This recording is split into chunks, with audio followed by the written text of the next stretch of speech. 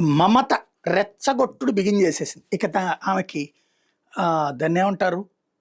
అంతం కాలపు వచ్చేసిందని భావిస్తున్నట్టుంది. భయం పుట్టుకుంది.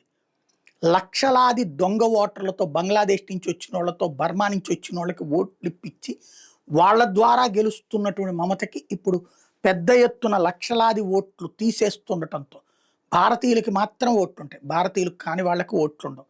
చచ్చిపోయిన వాళ్ళ ఓట్లు దొంగ ఓట్లు వేసుకోవడానికి కుదరదు.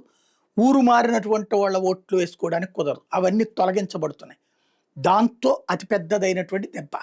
అందుకనినే భయం పెరిగిపోయింది. ఆ భయంతో చివరికి ఇప్పుడు రెచ్చగొడుతోంది. మహిళలందరూ మీరు జరిగితే గనక అట్ల కాడలు, అప్పడాల కర్రలు, ఇంట్లో ఉన్నటువంటి చీపిరి కట్టలు తీసుకుని రోడ్డు మీదకి రావాలి. ఇంట్లో గృహోపకరణాలు తీసుకుని రండి రోడ్డు మీదకి అన్నటువంటిది. అంటే మేబీ వీళ్ళ కార్యకర్తల చేత రేపు పొద్దున అట్ట చేయించే ప్రయత్నం. ఓ పక్కన బిఎల్ఓలను బెదిరించేసేసి మేము చెప్తే రాయమంటే కొంతమంది ఆత్మహత్య చేసుకున్నారు. అంటే వీళ్ళు ఎంత రాక్షసత్వంగా, ఎంత రౌడీజంగా ప్రవర్తిస్తారన్నది అర్థమవుతుంది. చివరికి సుప్రీంకోర్టు సీరియస్ అయ్యి సర్రు ఉండి తీరతది, ఎవడు ఆపడానికి వీల్లేదని తేల్చి చెప్పడంతో ఇక ఆమెకు ఆప్షన్ లేకుండా పోయింది. ఇక అందుకని సివిల్ వార్కి రెడీ అవుతుంది. లైక్ బంగ్లాదేశ్, నేపాల్ తరహాలో సివిల్ వార్ క్రియేట్ చేసే ప్రయత్నం చేస్తుంది. సీరియస్గా ఆలోచించాల్సిన సందర్భం వచ్చింది.